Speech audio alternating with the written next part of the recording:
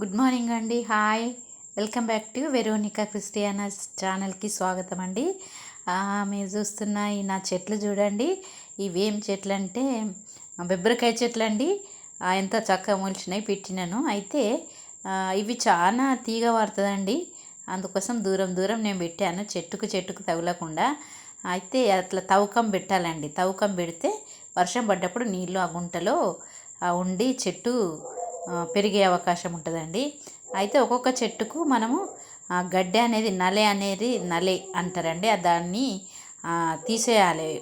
మీరు చూస్తున్న స్థలం ఎంత నీట్గా ఉందో చూస్తుర్రా. గడ్డి అంతా తీసేసినాము, ఏరేసినామండి. అట్లా చేస్తే ఈ గడ్డి బలాన్ని అంతా తీసుకుంటుందండి వర్షం పడ్డప్పుడు నీటితోటి. అప్పుడు అది తీసేసినప్పుడు ఈ వర్షం నీళ్ళు ఈ చెట్టుకు వారి ఇది బలం తీసుకుంటుంది. చెట్టు పెద్దగా పారుతుందండి పైకి. ఈ విధంగా మనము ఏదన్నా ఇంకా దానికి పారేటట్టుగా, తీగ పారేటట్టుగా చేయాలి.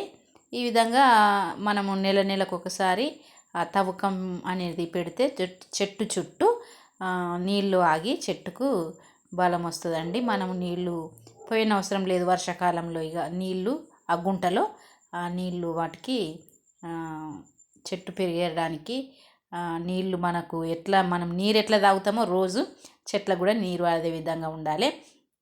అయితే మైదాకు చెట్టు ఇప్పుడు మైదాకు పెట్టుకునే టైం కదా. మైదాకు అందరికీ కావాలి. మార్కెట్లో అమ్ముతుంటారండి ఇప్పుడు ఈ మైదాకును. అయితే మాకు మైదాకు చెట్టు కూడా ఉంది. ఆ మైదాకు చెట్టు ఆకు తెంపుతున్న నేను పెట్టుకోవడానికని.